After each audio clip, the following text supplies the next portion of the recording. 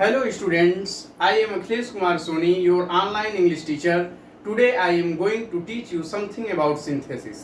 अपने पिछले वीडियोज में मैंने सिंपल सेंटेंसेस का फॉर्मेशन बताया है कि कैसे दो या दो से ज़्यादा सिंपल सेंटेंस को हम एक सिंपल सेंटेंस में जोड़ेंगे। पिछले वीडियो में मैंने पार्टिसिपल के द्वारा जोड़ना बताया है, कंबाइन करना बताया है। आज के वीडियो में हम ये जानेंगे कि कैसे इन्फिनेटिव के प्रयोग से दो सिंपल सेंटेंसेस को एक सिंपल सेंटेंस में कंबाइन करेंगे। जैसा कि आप जानते हैं, इन्फिनेटिव एक नॉन फाइनाइट वर्ब का फॉर्म है और 2+V1 2 प्लस वर्ब की फर्स्ट फॉर्म यही इन्फिनेटिव का रूप होता है। और इसके प्रयोग से ध्यान दें, जब दो वाक्य दिए रहेंगे एग्जाम में और उन दोनों वाक्यों में किसी एक में कोई इंफॉर्मेशन दी रहेगी और दूसरे में उस इंफॉर्मेशन का, उस सूचना का कोई उद्देश्य दिया रहेगा या फल दिया रहेगा, तब हम वहां इन्फिनेटिव का प्रयोग करेंगे। एक एग्जाम्पल देखते हैं।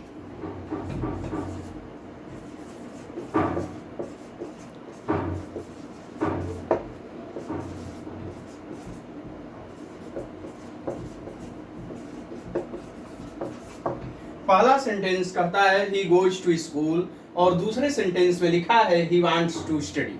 पहले सेंटेंस में यह कहा गया है कि वह स्कूल जाता है, दूसरे में जो पहला वाला कार्य है उसका उद्देश्य बताया गया है कि पहला वाला कार्य क्यों हुआ है, और उद्देश्य वाली वह पढ़ना चाहता है, वह अध्ययन करना चाहता है, इसीलिए वह स्कूल जाता है। तो वह स्कूल अध्ययन के लिए जाता है, ऐसा एक अर्थ निकलेगा। अगर आप चाहें तो इन दोनों सेंटेंसेस को हिंदी में ट्रांसलेट करके और उसके बाद उनको कंबाइन करें, तब भी यही मतलब निकलेगा। या हम ऐसे समझ जाएं कि यह सेंटेंस जो लिखा है, इस सेंटेंस का यही उद्देश्य है, इस कार्य का यही उद्देश्य है। इसमें भी कारण और परिणाम, कारण और उद्देश्य वाली एक रिलेशनशिप रहेगी और हमेशा जो उद्देश्य और या फल वाली क्रिया रहेगी उसी में हम इन्फिनेटिव का प्रयोग करेंगे जोड़ते समय। जो पहले वाली क्रिया रहेगी, जो पहले वाला एक्शन रहेगा, उसे उतार देंगे। देखिए इस तरह से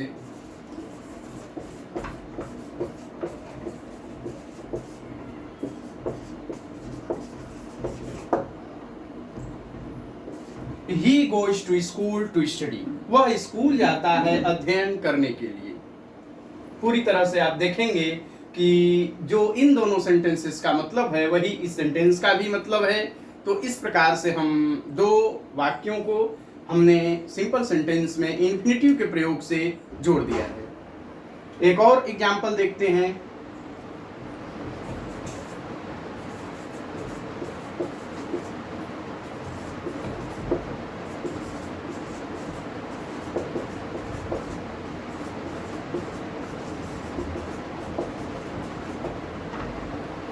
He has two sons, he wants to educate them. उसके पास दो पुत्र हैं और वह उन्हें शिक्षा देना चाहता है। ध्यान दें, देना चाहता है, यही तो उद्देश्य है। और यहाँ भी वही करेंगे, हम उद्देश्य वाली क्रिया में ही इन्फिनेटिव का प्रयोग करेंगे और जो इन्फॉर्मेशन वाला, जो इन्फॉर्मेटिव सेंटेंस रहेगा उसको तो हम सीधे उतार देंगे।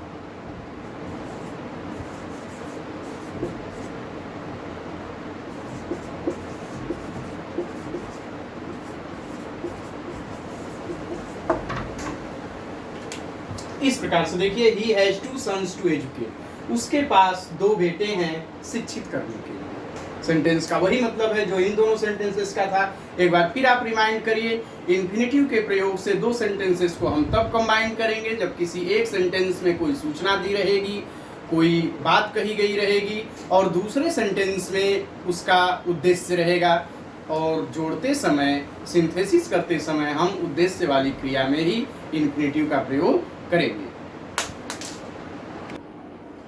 अब हम सिंथेसिस के अगले मेथड की तरफ बढ़ते हैं और इन्फिनेटिव से कंबाइन करने के बाद अब हम यह सीखते हैं कि नॉमिनेटिव एब्सोल्यूट फ्रेज से कैसे हम दो सेंटेंसेस को सिंपल सेंटेंस में कंबाइन करेंगे। नॉमिनेटिव एब्सोल्यूट फ्रेज को थोड़ा समझ लेते हैं। नॉमिनेटिव शब्द का मतलब है एज ए नाउन या कर्ता के रूप में, एज ए सब्जेक्ट। नाउन से बना है और वह कर्ता का काम करता है, सब्जेक्ट का काम करता है, और इसीलिए नॉमिनेटिव शब्द है। और एब्सोल्यूट का मतलब होता है इंडिपेंडेंट, निरपेक्ष है, जिस पर किसी का कोई प्रभाव न पड़े। और फ्रेज का मतलब a group of words with no finite word.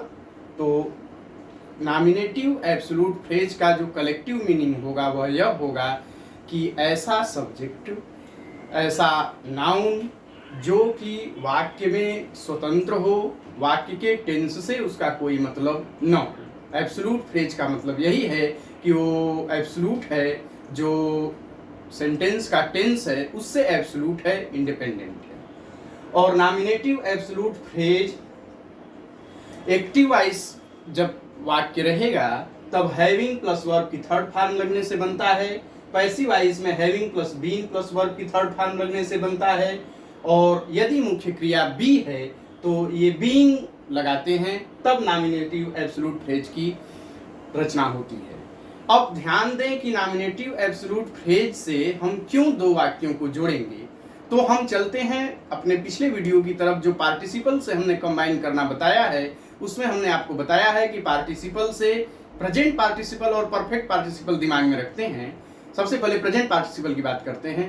Present participle से दो वाक्यों को हम तभी जोड़ते हैं जब एक वाक्य कारण होता है, दूसरा उसका परिणाम होता है, और दोनों वाक्यों के सब्जेक्ट एक ही होते हैं।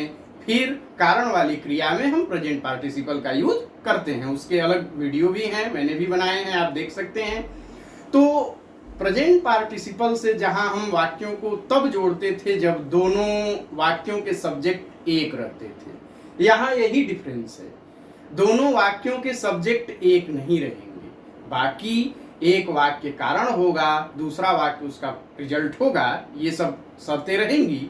खाली बस प्रेजेंट पार्टिसिपल और नॉमिनेटिव एब्सोल्यूट फ्रेज से प्रयोग करके वाक्यों को जोड़ने में यही डिफरेंस है कि प्रेजेंट पार्टिसिपल से तब जोड़ते हैं जब दोनों वाक्यों के सब्जेक्ट एक ही व्यक्ति हों, और नॉमिनेटिव एब्सोल्यूट फ्रेज से दो वाक्यों को तब जोड़ते हैं जब दोनों वाक्यों के सब्जेक्ट अलग अलग हों। बाकी दोनों में काजल रिलेशनशिप हो, दोनों में कारण और परिणाम वाला रिलेशनशिप हो। अब एग्जाम्पल देखते हैं नॉमिनेटिव एब्सोल्यूट से कंबाइन करने का। The weather was fine, we enjoyed the walk. दोनों वाक्यों का पहले केयरफुली अध्ययन करते हैं। मौसम सही था, ठीक था, हमने अपने टहलने का, अपने वॉक का आनंद लिया। ध्यान दीजिए, जब वेदर फाइन था यही तो कारण था इसके होने का। ध्यान दीजिए, कारण और परिणाम का संबंध है। प्रेजेंट पार्टिसिपल से भी हम इसको जोड़ते अगर दोनों के सब्जेक्ट एक होते, लेकिन दोनों सेंटेंसेस के सब्जेक्ट अलग अलग हैं, इसलिए नॉमिनेटिव एब्सोल्यूट फ्रेज की रचना होगी और उसके सहारे जोड़ा जाएगा। और नॉमिनेटिव एब्सोल्यूट फ्रेज का भी प्रयोग उसी तरह से कारण वाली क्रिया में ही होगा, जैसे प्रेजेंट पार्टिसिपल से जोड़ा जाता है तब होता है। द वेदर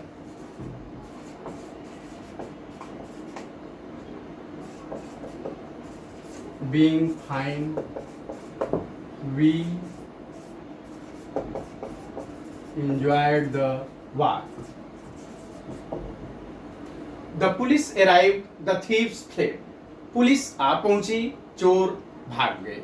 यहाँ भी देखिए, पुलिस का आना ही चोरों के भागने का एक वजह बन गया। The police having arrived, जो कारण वाली क्रिया होगी या जो पहले घटित होने वाली क्रिया होगी, जो पहले घटित हुआ एक्शन रहेगा, उसी में हम नॉमिनेटिव एब्सोल्यूट फ्रेज की रचना करेंगे। सबसे पहले कारण वाले वाक्य का सब्जेक्ट लिख देंगे, उसके बाद नॉमिनेटिव एब्सोल्यूट फ्रेज की रचना करेंगे। द पुलिस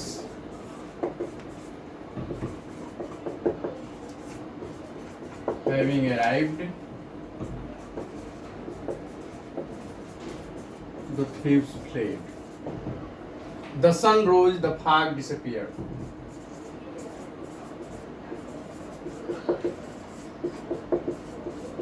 यहां भी देखें, द सन रोज यही कारण है फाग के डिसअपियर होने का, गायब होने का, कोहरे के गायब होने का। तो जो कारण वाली क्रिया है उसी में नॉमिनेटिव एब्सोल्यूट फ्रेज की रचना होगी। और नॉमिनेटिव एब्सोल्यूट फ्रेज की रचना के तुरंत बाद कामा का प्रयोग होगा, जैसे प्रेजेंट पार्टिसिपल के बाद कामा का प्रयोग होता है।